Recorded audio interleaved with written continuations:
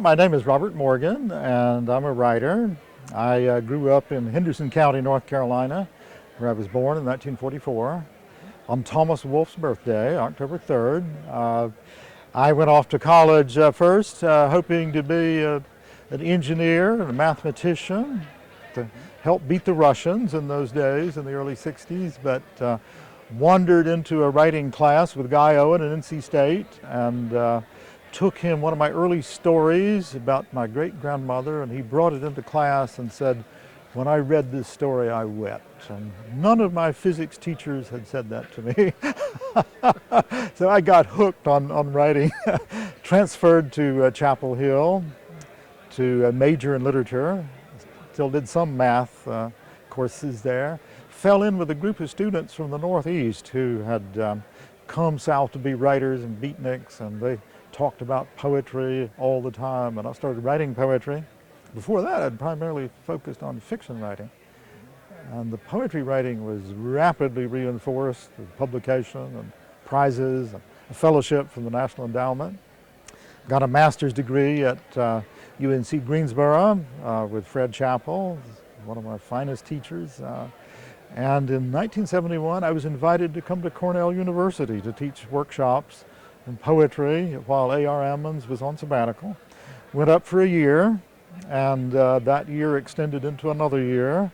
And suddenly they made me a professor and promoted me so fast, I never got back down south for many years. But for about 15 years, I just lived poetry. I wrote it, I read it, I thought about it, I taught it. And it was in the early 1980s when I decided I had to go back to fiction writing in prose for two primary reasons.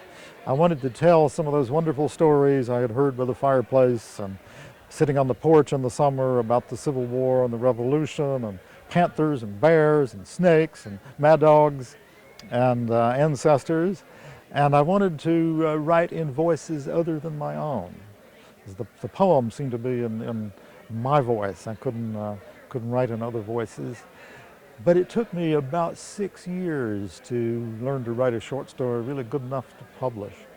And I tell people if there was hope for me, there's hope for anybody. It took me a long time to get going, but once I learned to let my characters tell their own stories, to get the voices, the stories got longer. I published some novellas, and then I published the novel The Truest Pleasure in 1995, and the novel Gap Creek in 1999. It was chosen by Oprah and became a national bestseller, not only in this country, but in Canada and Australia and Germany and other countries.